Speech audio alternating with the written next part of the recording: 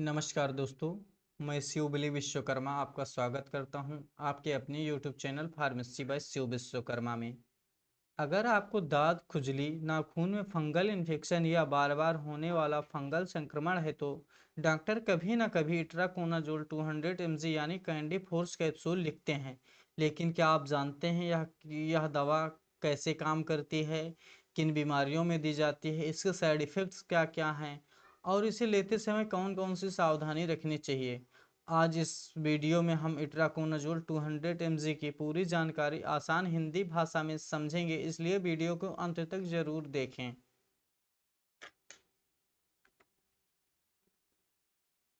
अब बात कर लेते हैं फंगल इन्फेक्शन होता क्या है। फंगल इन्फेक्शन एक प्रकार का संक्रमण है जो फंगस के कारण होता है। यह शरीर के किसी भी हिस्से में हो सकता है, जैसे त्वचा, नाखून, सिर पर, मुंह, गला और कुछ मामलों में फेफड़ों तक।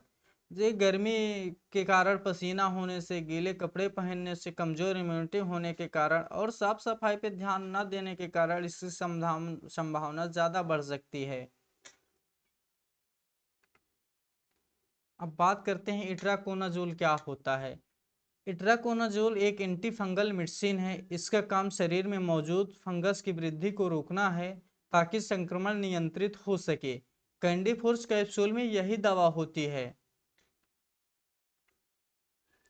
अगर हम इसके कंपोजिशन की बात करें तो कैंडी फोर्स कैप्सूल में इट्राकोनाजोल 200 mg मौजूद होता है। यह एक प्रिस्क्रिप्शन मेडिसिन है और इसे केवल डॉक्टर की सलाह पर ही लेना चाहिए।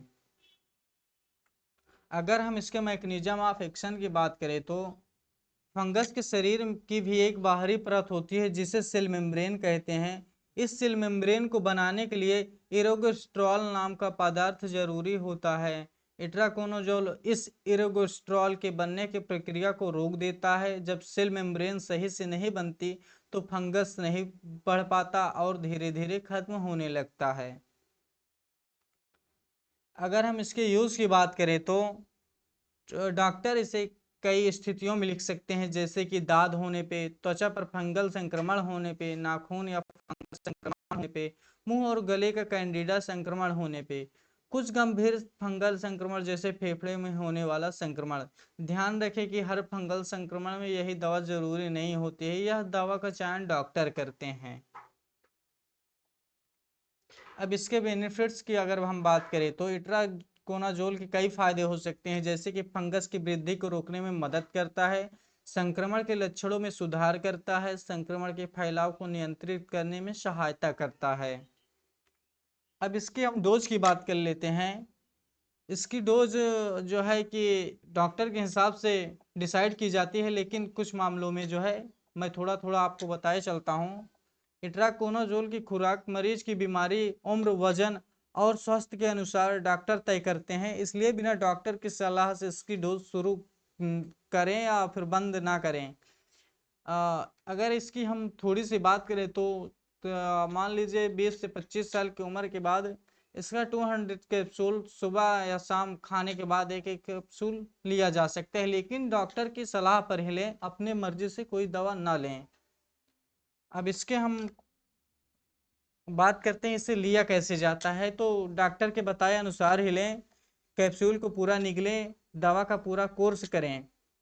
अगर एक दो छूट जाए तो याद आते ही लें, अगर टाइम है तो, नहीं है तो फिर अगली डोज शाम को ही लें, उसके सिवा कोई एक्स्ट्रा डोज नहीं लेना चाहिए। अब इसके हम बात कर लेते हैं साइड इफ़ेक्ट्स के। जैसे कि हर दवा की तरह इसके भी कुछ दुष्प्रभाव हो सकते हैं, जैसे मतली होना, उल्टी होना, पेट में दर्द होना, सिर दर्द होना, दस्त लगना और कमजोरी होना। अगर तेज एलर्जी, सांस लेने में तकलीफ, आंख या त्वचा पर पीला होना या कोई गंभीर लक्षण दिखाई दे तो तुरंत डॉक्टर से संपर्क करना चाहिए। अब इसकी बात कर लेते हैं इस दवा से किन किन लोगों को सावधान रहना चाहिए। यह दवा लेने से पहले डॉक्टर को जरूर बताएं। अगर आप गर्भवती हैं, स्तनपान करवा रही हैं, जैसे कि बच्चों को दूध पिलवा रही हैं, आपको लीवर की बीमारी है, आपको हृदय संबंधित बीमारी है, आपको पहले से इट्राकोनाजोल से एलर्जी हो चुकी है, तो अपने डॉक्टर से इसके बारे में पहले से ज़रूर बताएं। अब इसके हम बात कर लेते हैं ड्रग इंटरेक्शन की, क्योंकि ये दवा जो है कुछ कुछ दवाओं के साथ इंटरेक्ट कर सकती है। इसका मतलब कि कहने का मतलब ये है कि कुछ कुछ दवाओं के साथ ये रिएक्शन कर सकती है। तो आइए इसके बारे में थोड़ा सा जानकारी प्राप्त करते हैं। इट्राकोनाजोल कुछ दवाओं के साथ इंटरेक्ट कर सकती है, इसलिए अगर आप हार्ट की दवा लेते हैं, कोलेस्ट्रॉल की दवा लेते हैं या ब्लड थिनर की दवा लेते हैं, तो अपने डॉक्टर से ज़रूर इसके बारे में पूरी जानकारी आपको देना चाहिए। अब आगे बात कर लेते हैं लाइफ स्टाइल की, क्योंकि ये अपने कुछ खान पान रहन सहन के ढंगों से भी निर्भर करता है। तो इसकी हम बात कर लेते हैं कि शरीर को आप एकदम सूखा रखें जहाँ तक हो सके। रोज साफ और सूती कपड़े पहने। तौलिया और कपड़े साझा ना करें, मतलब किसी के साथ अपने कपड़े साझा ना करें। और डॉक्टर की दी गई दवा का पूरा कोर्स करें। संक्रमित जगह को साफ रखें। अब फाइनली इसकी हम बात कर लेते हैं। तो दोस्तों आज हमने जाना इट्राकोनाजोल क्या है, यह कैसे काम करती है, किन बीमारियों में उपयोग होती है, इसके संबंधित साइड इफेक्ट और सावधानियां क्या क्या हैं। तो दोस्तों अगर आपको यह वीडियो पसंद आई हो तो वीडियो को लाइक करें, अपने दोस्तों के साथ शेयर करें और pharmacy by Shiv Vishwakarma channel को सब्सक्राइब करना ना भूलें। अगर आप किसी दूसरी मेडिसिन पे पूरी जानकारी चाहते हैं तो उसका नाम कमेंट में ज़रूर लिखें। धन्यवाद, मिलते हैं अगली वीडियो में, तब तक के लिए नमस्कार, धन्यवाद।